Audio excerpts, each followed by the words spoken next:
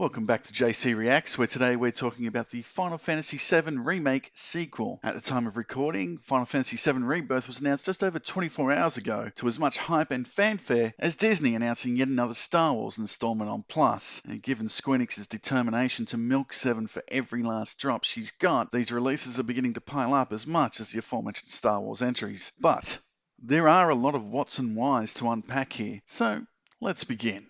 Actually, the whys are simple. If it's why am I talking about this, well, that's easy, because that's what vanity does. It blindly deludes you into believing your opinion actually matters, and people genuinely want to hear it. And hey, before you laugh at me, you're watching and or listening.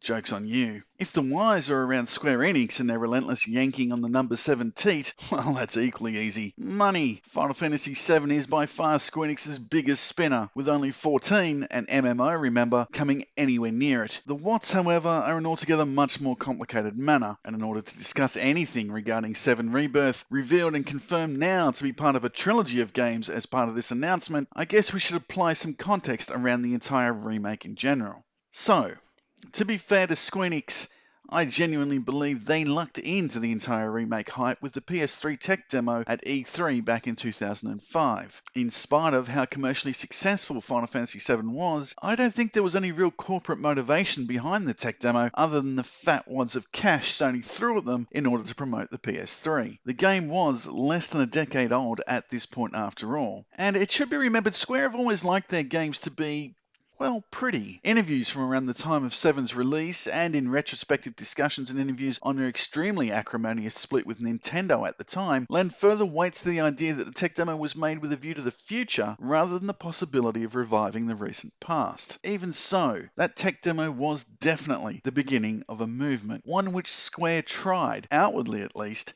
to quell. Barely 12 months later, and with a sizable contingent of fans online now clamouring for a remake, Square took the unusual step of releasing an official statement, telling the world there would be no remake. Unofficial quotes leaked out from within the company soon after, stating that the hardware simply didn't exist, which could support remaking the entire game to the standard of the tech demo. Further unattributed quotes suggest that those within the company knew, given that the original was already at this point widely considered to be one of the greatest and most influential games of all time, any possible remake would be on a hiding to nothing. And so the remake talk fell silent. Well, for the most part.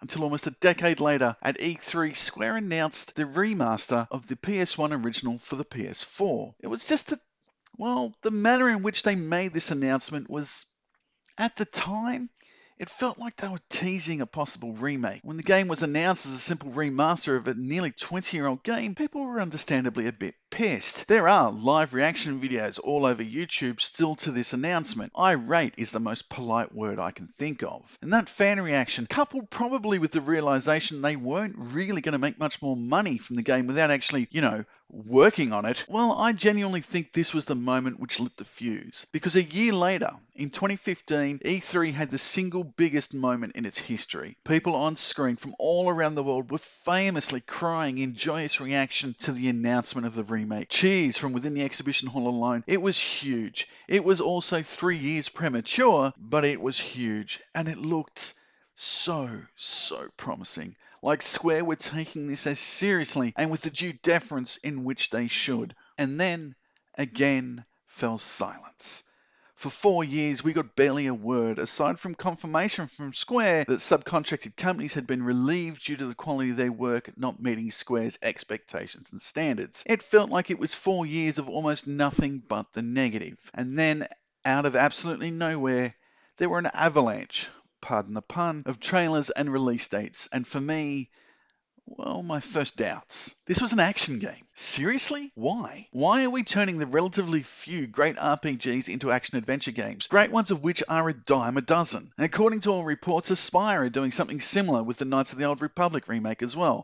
enough of this crap. As I said, great action-adventure games are a dime a dozen. I haven't even gotten around to playing God of War yet. Who knows how many great action-adventure games I have piled up waiting for me, and that's just the free games I've picked up from PlayStation Plus. It doesn't include anything I've bought. I genuinely don't understand this trend. Fortunately, well, I'm not alone on that front, and there was significant pushback on this issue. A few months later, at a Tokyo Games Con I think it was, Yoshinori Kitase and an assistant were showing off the game. It was the Abzu fight, if memory serves, and they were extolling the virtues of strategic mode. Look, the girl is not pressing any buttons and Cloud is attacking anyway, Kitase would repeatedly exclaim, as if to reassure all us old f***ers that the creatively strategic combat system from the original hadn't been replaced by a button-mashing exercise tailored almost exclusively for stupid millennials, because that's exactly what we got. Strategy mode was an afterthought, evidenced by the fact it was only available on easy difficulty for almost a year until the Yuffie DLC was released. Afterthought. Call me a cynic, but I doubt it was a coincidence the big gaming sites at the time all spoke at length about the new combat system during previews and early access, almost universally gushing praise and filleting it at every opportunity. Now, there's absolutely no way there was any sort of quid pro quo in play here, was there, Square Enix? Surely not.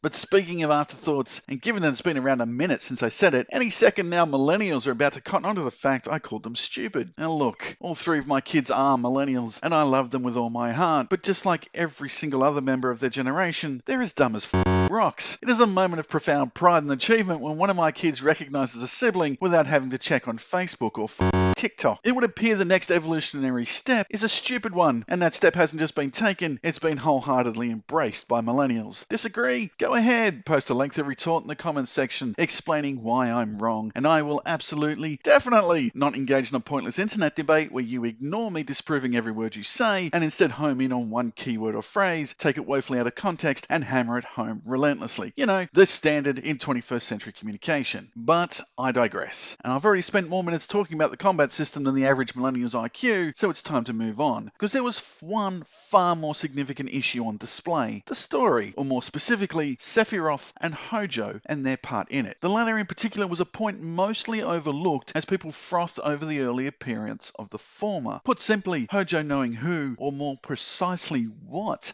Cloud was at any point prior to your encounter with him at Costa del Sol requires a major shift in the story. Indeed, the shift we ended up getting, where Hojo puts Cloud and the group through a rigmarole of challenges, makes zero sense, given A, he wants Sephiroth to succeed, and B, he can't yet possibly know about Reunion. But the bigger, more obvious issue was Sephiroth. Though that particular discussion has already been done to death, the short version is, he didn't appear before the escape of Midgar. In fact, one of the more genius writing decisions in the original was the mystery around him pre-Calm flashback and the near deification of him post. It was this approach which made Sephiroth one of gaming's truly great antagonists. By having him repeatedly show up in Midgar, when at this point in the original we were being led to believe Shinra were the big bad, Sephiroth's effectiveness as an antagonist has been massively diluted. This dilution is furthered by what Remake delivered, but we'll get to more on that in a moment, because we've now almost gone full circle. We're back to 2006 and the obvious problem Remake had to hurdle: the hiding to nothing. Make no changes to the story, reproducing the original game verbatim but with contemporary graphics and presentation, and Square would have,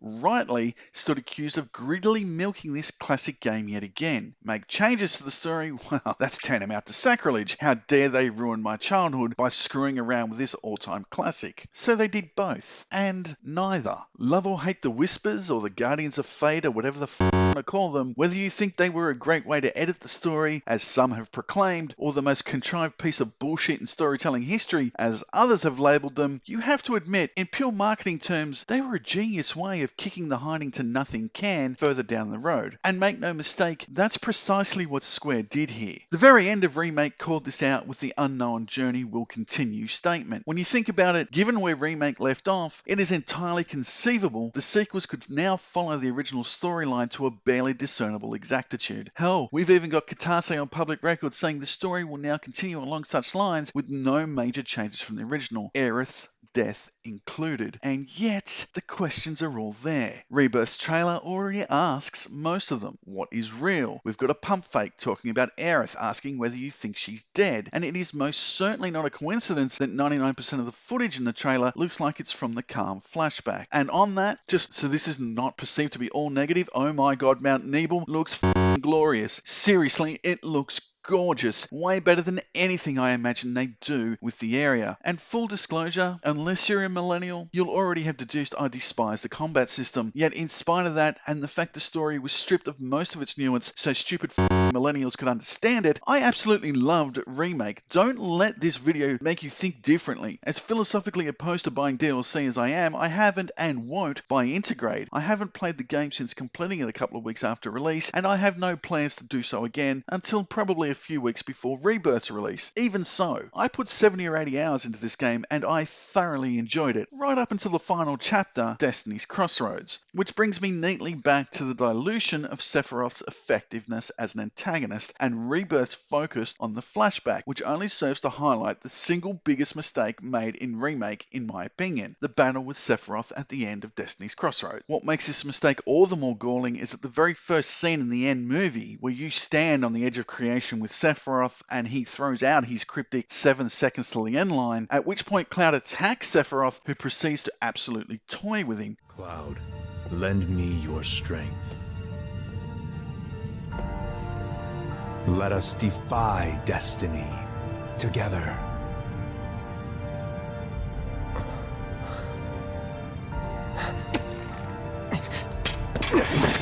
Never.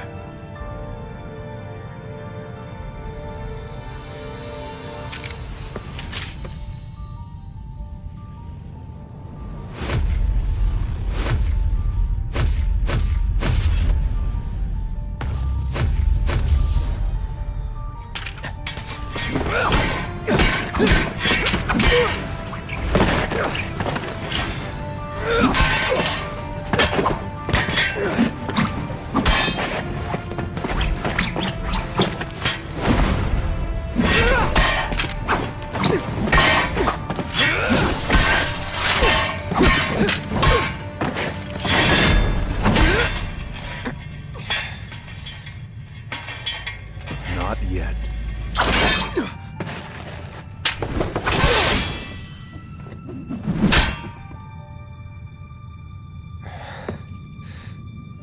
"7 seconds till the end.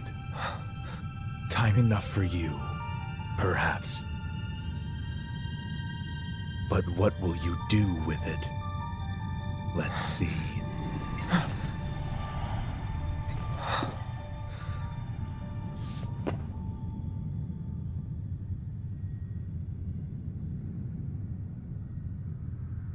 Sephiroth makes it look effortless, that Cloud is nowhere near good enough to challenge him, as he's disarmed with absolute ease. Unfortunately, probably for the entire trilogy, the designers insisted you spend the 20 minutes prior to this video kicking Sephiroth's ass from pillar to post in some bull Advent Children inspired swordplay. It renders not only the Sephiroth toying with you cutscene a complete joke, but his supposed threat for the rest of the trilogy equally so. What's the point? I've already beaten this guy after all. The Nibelheim flashback with Tifa, where we first hear of the great and nearly mythical Sephiroth, the mystery surrounding the upper floor massacres and killing of President Shinra, with our antagonist telling us, nope, can't be him, he's dead. Oh wait, is that Masamune? What the f is going on here then? To having that myth become legend in the Calm flashback, where you see this great warrior actually being a great warrior, reinforcing it again, you're oh wait, forget it. In the remake, I've already kicked his ass. None of this matters. I don't know how Rebirth gets out of a problem solely of the writer's own creation. They have already castrated Sephiroth. They've already downplayed his effectiveness as the antagonist. Now, I understood the need to have him appear earlier than the original, given their Midgar section was now a standalone game, and they came so close to getting it right, only to, apparently for now at least, get it so wrong. How, or even if, they fix that mistake is, for me, the first and single biggest of 3 questions which remain from Remake's story and Rebirth's trailer. I will know after next playing Remake, probably in around 12 months or so, whether the strategy mode stands up on normal difficulty or whether it really is just a tacked on afterthought. I still suspect it will be the latter. Either way, it won't change for Rebirth, and in spite of not liking the combat system, I was perfectly able to tolerate it for Remake. I suspect the same name will stand for rebirth if necessary. So question 2 then is Zack and the White Feather. I have a feeling they're both going to be important, even though I do believe Katase has already let the cat out of the bag. The story will, for the most part, follow the beats of the original. I can't imagine Square wanting to risk the outcry if they diverge too much from the story's original. So that makes the rest of it, everything going on in the Rebirth trailer, just marketing to try and maintain some surprise around what is, let's not forget, a 25-year-old story. One that, given the original's standing, is already pretty widely known, though I suspect nowhere near as widely understood, because, stupid millennials. The final question, I suspect, will be answered well before release. Where in the story will Rebirth end and the third in the trilogy begin? But JayCee, I hear you interrupt, don't you think the inclusion of Yuffie and Vincent are pertinent questions to be asked as well? To which I reply, oh please, they'll be as optional as a poor person paying tax, forced upon you like a resentful nurse emptying a bedpan. Modern writers don't do nuance, remember? And they certainly don't take the chance of their target audience, and let's not forget, that's millennials will miss out on seeing those characters, models, animations, and voiceover work with all the costume tail. No chance. And let me put it to you this way. How likely do you think it is your average stupid millennial finds and recruits either Yuffie or Vincent in the original game without any help whatsoever? Yeah, okay, sure they do.